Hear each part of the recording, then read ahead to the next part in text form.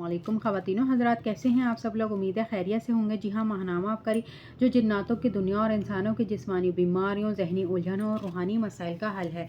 इसमें टॉपिक है जादू से तड़पते सुलगते ख़त और इलाज।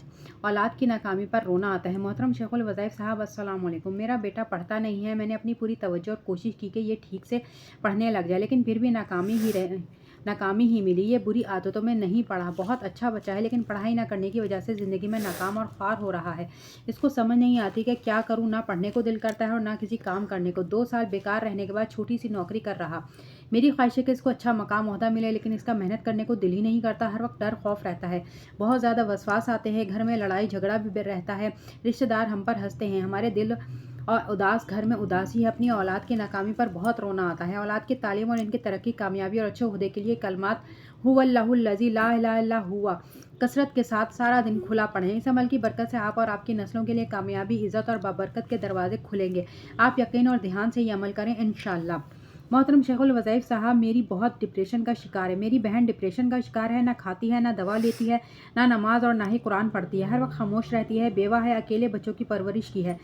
बच्चों की शादी के हवाले से काफ़ी परेशान रहती है। मुझे कोई ऐसा वजीफ़ा बताएं जिसके पढ़ने से इनके मसाइल हल हो जाएं। आप अपनी हमशीरा के लिए अमल कीजिए और इनको भी इस अमल की तलकीन करें। डिप्रेशन और मायूसी दूर होगी। वो अंदर से मजबूत और बाहिम्मत हो जाएंगी।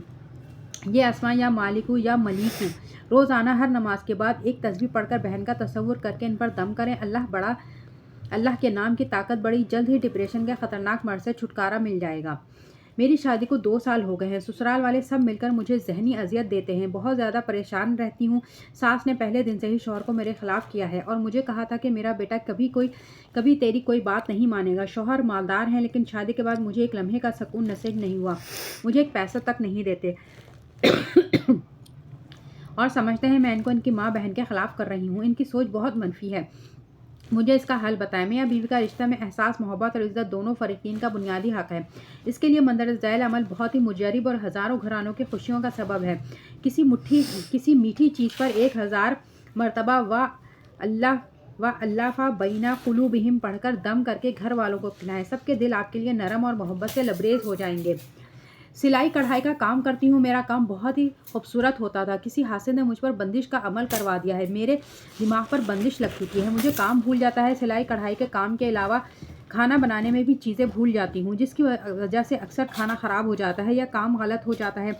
अपनी तरफ से बहुत कोशिश करती हूँ कि आप याद रखूँ लेंगे, लेकिन फिर भी काम ख़राब हो जाता है। हर वक्त दिमाग उलझा हुआ, उकताहट, नामुदी और मायूसी छाई रहती है। आपसे गुजारिश है कि इस्तिखारा करके मुझे बताएं क्या वजीफ़ा पढ़ूँ। आप पर सख्त बंदिश है। इसके असर को ज़ाइल करने के लिए एक बहुत ही मुजरिब अमल बता रहा हूँ, जिससे मायूसियाँ ख़त्म हो जाएंगी इंशाल्लाह। रोज़ाना 313 मरतबा सुबह शाम तवज्जो ध्यान से इन्ना लहा अज़ीज़ुन ज़ुन्तिक़ामी पढ़ें। चंद दिन चंद हफ्ते पढ़कर छोड़ ना दें, बल्कि कुछ अरसा मुसलसल पढ़ें। बंदिश का असर मुकम्मल तौर पर ख़त्म हो जाएगा। तो ख़वातीनो हज़रात, आज के लिए इतना ही। मिलते हैं अगली वीडियो में।